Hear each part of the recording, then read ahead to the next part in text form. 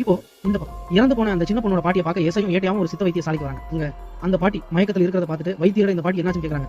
அதுக்கு வைத்தியம் அவங்க எதையோ பார்த்து அதிர்ச்சியில் இருக்காங்கன்னு சொல்றாரு. உடனே அந்த வைத்தியர்கிட்ட அந்த குடிசையில பார்த்து அந்த செடியோட போட்டோ காமிச்சு இந்த செடியை பத்தி தெரியுமான்னு கேட்கறாங்க.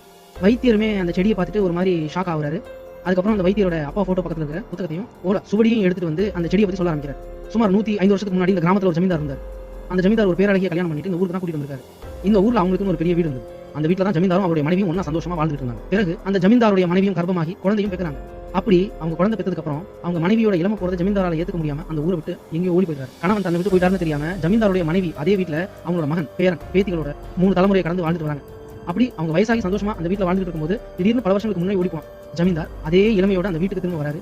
அதே போல 60 வருஷத்துக்கு முன்னாடி ஓடி போன அந்த ஜமீன்தார் எப்படி அதே இளமையோட திரும்ப வந்திருக்காருன்னு அந்த ஊரே ஆச்சரியமா பார்த்துட்டு இருக்கும்போது அந்த ஊர்ல இருந்து ஒரு வைத்தியர் ஜமீன்தார் எப்படி இவ்வளவு இளமையோட இருக்காரு என்பதை அந்த ஊர்க்காரங்கள்ட்ட சொல்ல ஆரம்பிக்கிறார். அதாவது வடக்கில் இருக்கிற சில அகோரிகள் எப்போதும் இளமையோடு இருக்கிறதுக்காக பல சடங்குகள் செய்வாங்க. அதுல 100 வருடங்களுக்கு ஒரு முறை பூக்கக்கூடிய ஒரு பூவில் சின்ன குழந்தைகளோட இதயத்தை வேக வச்சு சாப்பிட்டா அவங்களுக்கு அப்படியே பாதி வயசு குறைஞ்சிடும். அதே போல அதோட வீரியம் 30 வருஷத்துக்கு இருக்கும். பிறகு 30 வருஷம் கழிச்சு திரும்பவும் அந்த சடங்கு பண்ணுவாங்க. இப்படிதான் இந்த ஜமீன்தாரும் 2 முறை தன்னுடைய வாழ்நாளில் அந்த இதயக்கறி சடங்கு பண்ணி இப்பவும் இளமையோட இருக்காரு. அந்த ஜமீன்தார் இப்போ இந்த ஊருக்கே கேடு விலைக்கு தான் திரும்ப வந்திருப்பான். அப்படின்ற மாதிரிலாம் அந்த ஊர் வைத்தியர் சொல்லிட்டு இருக்கும்போது எங்க வீடு திரும்பி இருக்க ஜமீன்தார் தன் மனைவிக்காக அதே பூ கொண்டு வந்திருக்காரு. ஆனா இதுல போட்டு சமைச்சு சாப்பிடுறதுக்கு குழந்தைகளோட இதயம் வேணுமே, அந்த இதயத்துக்கு எங்க போறது அப்படின்னு மாதிரி அந்த ஒற்றை கலவி ஜமீன்தாரை பார்த்து கேட்க அப்ப அந்த ஜமீன்தார் அப்படியே திரும்பி அவங்களோட குடும்பத்தை பார்க்கிறார். அங்க இருந்து தன்னுடைய பசங்களை கொண்டுட்டு அந்த பேரங்களையும் கொள்றதுக்காக அந்த ஜமீன்தார் கத்தி ஓங்கிட்டு போக ஊருக்காங்க வந்து ஜமீன்தாரை அடிச்சு இழுத்துட்டு போய் மரத்துல கட்டி வச்சு அந்த ஒற்றை கலவி கண்ணு முன்னாடியே அந்த ஜமீன்தார் தீ வச்சாங்க.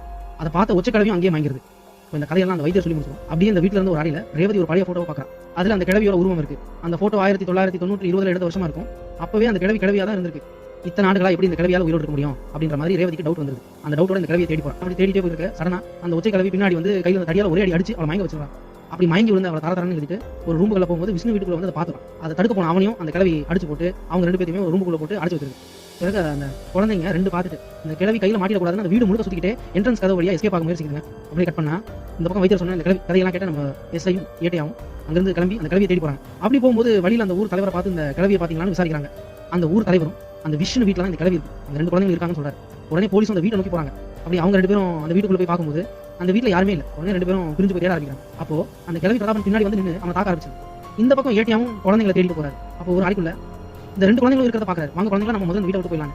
அந்த குழந்தைகளை தூக்கிட்டு என்ட்ரன்ஸ் கிட்ட வராரு. அப்போ திடீர்னு அவங்க முன்னாடி அந்த கிழவி வந்து நின்று ஏட்டையாவை தாக்கிடுது. பிறகு அந்த குழந்தைகளை கொள்றதுக்காக கிட்ட போது ஏட்டையா அந்த கிழவியை பார்த்து சவால் விட்டு முடிஞ்சா என்ன காலி பண்ணு அப்படின்ற மாதிரி உசுப்பி கிட்ட வர வைக்கிறாரு. அப்படி கிட்ட வரும்போது அவர் தந்திரமா அந்த கிழவியை ஓட விடாம பிடிச்சிக்கிட்டு அங்கிருந்து விளக்க உடைச்சு தீய வச்சுட்டாரு. அப்படியே அவங்க 2 பேரும் எரிஞ்சிட்டு இருக்கும்போது ஏட்டையா எஸ்ஐ கூப்பிட்டு அந்த குழந்தைகளை கூட்டிட்டு எப்படியாச்சும் தப்பிச்சு போயிடுங்கன்னு சொல்றாரு. உடனே எஸ்ஐயும் அந்த 2 குழந்தைகளை கூட்டிட்டு வெளியே வந்துறாரு. பிறகு அந்த ஏட்டையாவும் கிழவியை பிடிச்சபடியே இருக்க அந்த வீடும் எரிஞ்சு சாம்பல் ஆயிடுது. பிறகு அந்த கேஸையும் க்ளோஸ் பண்ணிட்டு ஒரு நாள் டியூட்டி முடிச்சுட்டு வீட்டை நோக்கி எஸ்ஐ பிரதாபன் பைக்ல போயிட்டு இருக்கும்போது வீட்டுல இருந்து ஒரு ஃபோன் கால் அவருக்கு வருது. அந்த ஃபோன் கால்ல அவருடைய மனைவி உங்களை தேடி உங்க பாட்டி வந்திருக்காங்கன்னு சொல்லவும் எஸ்ஐயும் இந்த ஒற்றை கிழவி தான் அப்படின்ற மாதிரி அப்படி ஷாக் ஆகுது. அதோட ராணி பார்ட் 2க்கான லீட கொடுத்து இந்த படத்தை முடிக்கிறாங்க.